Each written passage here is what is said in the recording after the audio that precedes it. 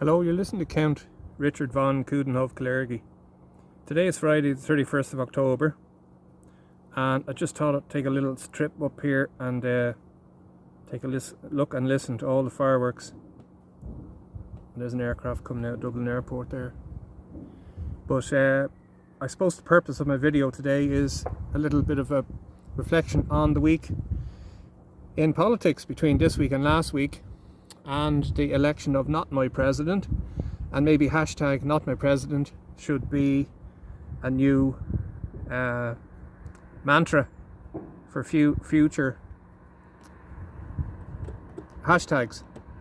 But also, if I may, the fact we have a situation now where there's 213,000 votes were spoiled, and to factor in on top of that those that didn't bother to vote. So 75% are not in favour of Catherine Connolly being their president.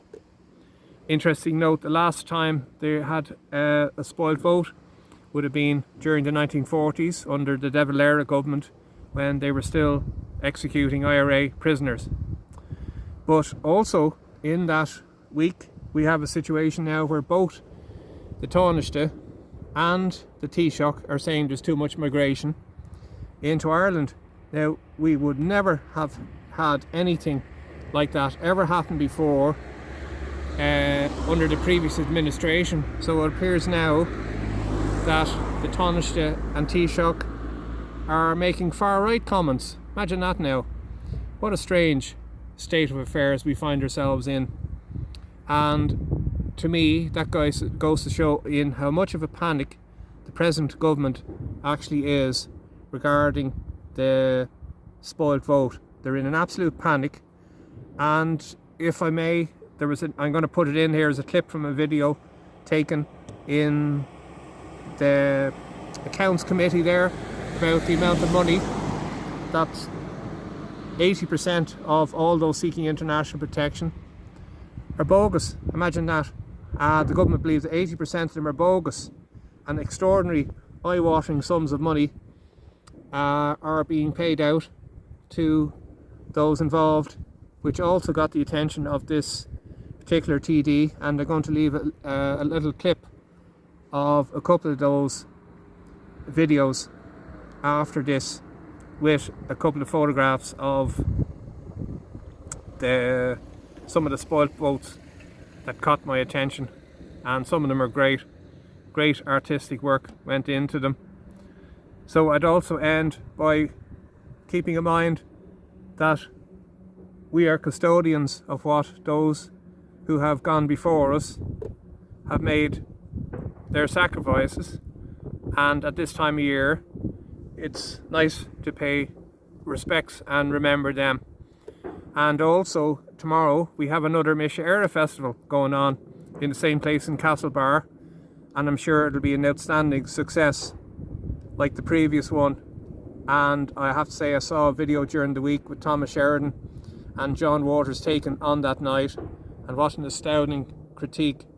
And I found it quite emotional listening to them speak, especially the reading of Pearse's poem Mise Éire in Irish and in English. So enjoy the rest of the evening, and I hope there's not too much trick-or-treating going on, and any of those with cats and dogs that don't find their evening too distressful. But it's amazing. I've always loved looking at the lights of the city, and I've often thought to myself, who changes the light bulbs? But you can hear, I'm just going to let it run out here for a couple of seconds, and so you can hear the sounds of the fireworks in the distance.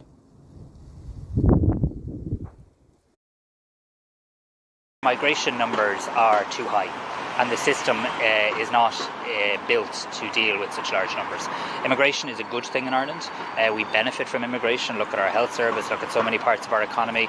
All of that is good, and there are many legal pathways for migration, work permits and the likes, and of course we have international obligations. But our migration numbers are too high, and I think that is really an issue that needs to be considered in a very serious way by government. I think one of the reasons they're so high is that there are too many people who come to this country and who are told they do not have a right to be here, and it is taking too long for them to be removed from the country.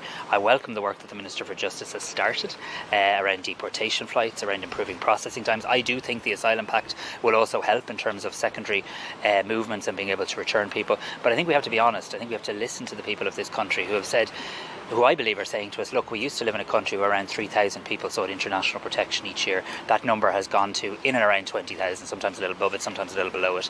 That is a very, very significant increase, and it is too high. Do you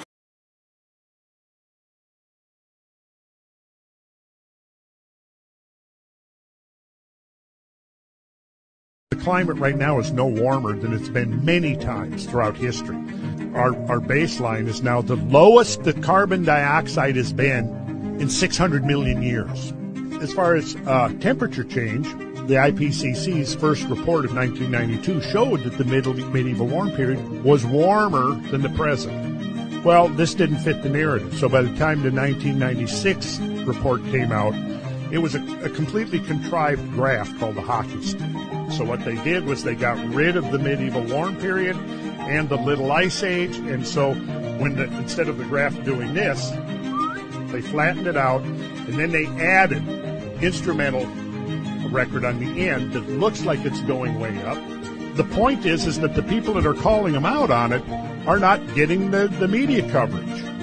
You know, because look, at this point there's billions of... Said, I just want to frame this conversation very clearly. You know, there are so many people who come into our country and contribute immensely, whether it's in our hospitals, in our tech companies, right across our society, in our nursing homes. People make massive contributions. And they come into this country via a structured system, whether it's the work permit system or a visa system, and they contribute immensely. And this country will be lost without them. Many of them I know in my own constituency, and I'm friends with them. So I know the value of the work they do. But without doubt, over the last few years, the Irish people have lost their confidence in the state's ability to handle our asylum processing system, right? Why did the numbers of asylum seekers in Ireland rise from 3,000 approximately per year in 2021-22 to over 12 to 15,000 in the following years? It was actually, thanks very much for what you said, Deputy, and I agree fully with you. It was actually much smaller in 2021 and 22 because of COVID. The average per year up to 2019, up to and including 2019, was roughly 3,500 over a prolonged period, and then it shrank because of COVID. Yeah. And what was it in 23, 24, say, roughly? In 23 it was roughly 13,000, and then in 24 it rose to 18,500. So why did we see such a sharp increase in people arriving to the country and claiming asylum specifically? So there was a rise across Europe in 2022-23, and we've I suppose in years past we haven't got a kind of a proportionate share of that. Okay. In more recent years, we absolutely have got a proportionate share of that. What was the point of entry for the majority of people who sought asylum in this country? In the last few years, people present at the IPOs. So, as I was saying earlier, the assumption is that they're coming over the border. So they're coming over the border. So they may be arriving into Belfast and coming down. Okay. So, do you believe we have an asylum crisis at the moment? I mean, the proportion, to your earlier point, the proportion of asylum seekers to immigration is I can't remember the exact percentage. I know it's a much smaller percentage, and I know we have a significant amount of work permits. But that five-fold increase from what the norm was to now over 13, 15, 18,000 per year, that is significant. Do you believe our asylum process, and I understand we have to give asylum seekers due process, and there are people coming from harrowing situations, but do you believe our process is being abused? Abused is a pejorative kind of word. I mean, what we have an obligation to do is consider everybody's application. And I accept that, but do you believe that there are people out there that are coming into this country, chancing their arm, seeking asylum? What we're doing is processing the applications in the fairest. But I want to know, fastest do you way. believe people are chancing their arm? I'm not going to. Okay, to I'll use ask you a that different kind of question. language. I'm not going to use that kind of language, Deputy, because I have a team that has to process applications fairly. I understand that. Yeah. So what of asylum applications currently are being refused? So, as we were saying earlier, roughly 78, at the moment, I think it's up to 80% are being refused. So I mean, 8 out of 10 asylum applicants in this country right now are being refused.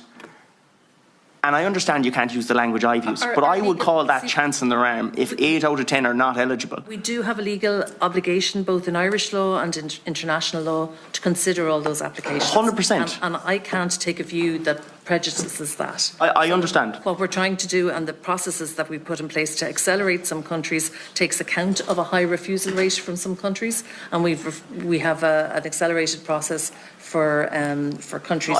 I understand you have a job to do. You have to process them, Yeah. but we do. What I'm trying to establish is that we do have a crisis, and then we end up having people who have come here, they get processed through asylum, they end up being told 80% of them, you're not eligible, here's an order to deport.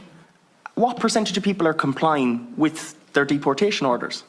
I mean, our view is that most of them are. I might ask Mr. O'Sullivan to come in if that's okay. Yeah, I mean, to come back, and we discussed this a little bit earlier, I mean, our preference would be to get people to leave voluntarily, and as I said, we've 1,600 people, are on our way towards 1,600 people leaving voluntarily this year. Where they don't, we make a deportation order.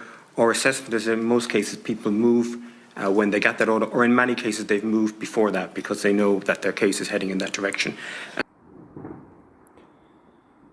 Just thought I'd do this recording in a friend of mine's back garden. Oh, extraordinary. I just heard some oyster catchers going by, obviously disturbed from some of the local parks. So I just thought I'd add these here with some of the other comments that were left on posts regarding the spoiling of the votes.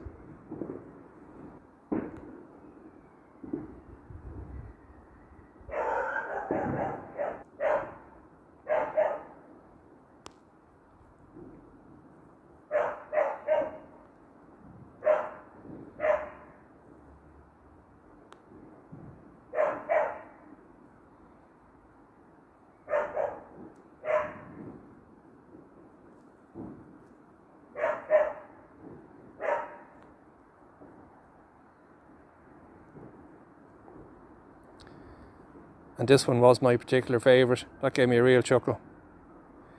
So wherever you are, well done. And there's that one about the 75% didn't vote for Catherine Connolly. Another interesting one here of the spoilt vote by constituency. And I'll zoom in on that.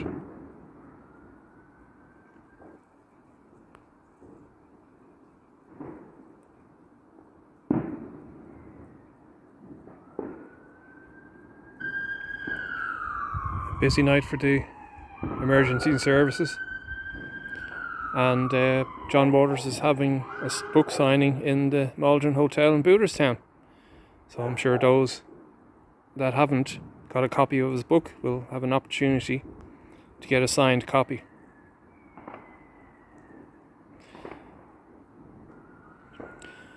And lastly, just to wish those attending the Mise Éire festival tomorrow, hope you have a wonderful evening, and God bless all those who are involved in this, and I'll say good night, good luck, God bless, God save Ireland from those who want to do us harm, and please like, share, subscribe and comment, as I always look forward to reading your comments. Thank you.